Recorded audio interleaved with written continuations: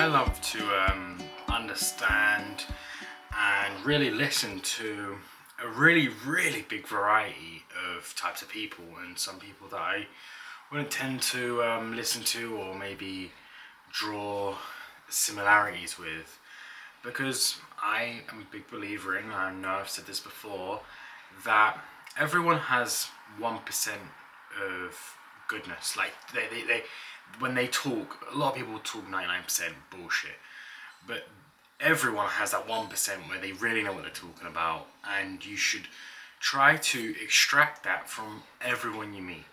Anyway, going from that, I was watching a Joe Rogan podcast, which is not really what I'd normally watch, but he had a guest on who I love to watch for entertainment purposes,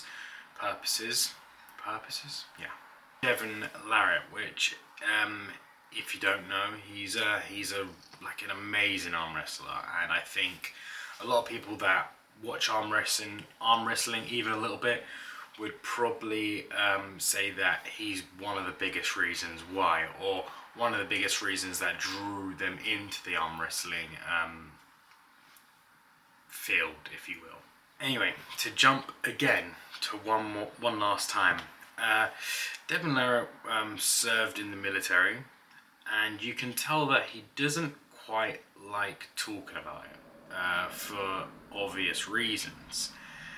And Joe Rogan is kind of pushing to see, more about what he did or how he felt and things like this. And Devin Larratt goes into this thing about how his first, I forget what it's called, but the first time he goes off, he gets set off, was really bad. And the second time he talks about making this persona, or basically making a character outside of himself. And then that was a lot better, because it's like two different people from when he comes home, from when he's out there doing, taking lives, or, he's near death, right? And he says, no psychologist will probably tell you to do that.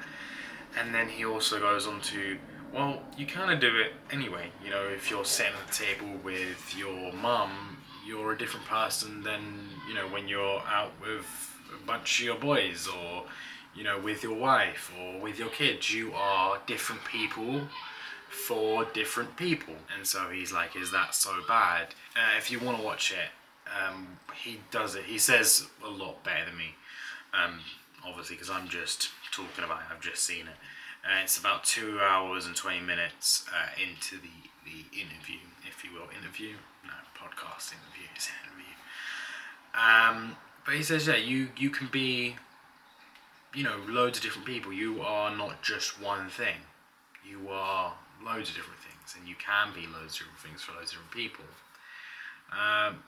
The thing that I would say to that is, though, that at one point you need to be 100% yourself as much as possible, and hopefully that person that you're with, whether it be your kids, your wife, your mum, whoever it is, you get time to just be yourself.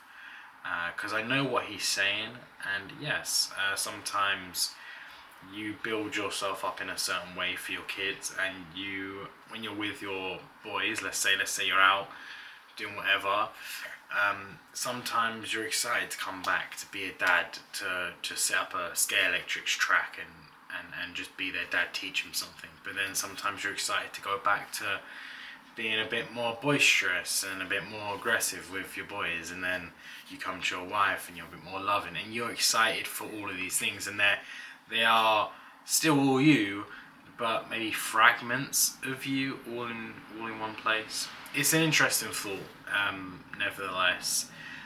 But what I would say to him is that making sure that he is maybe all these people for everyone else, but also to be yourself for yourself at points and times, so you don't go absolutely bonkers.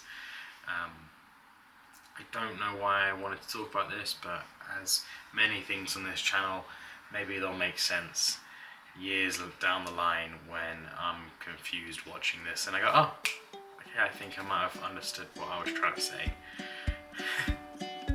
I'll talk to you you guys tomorrow.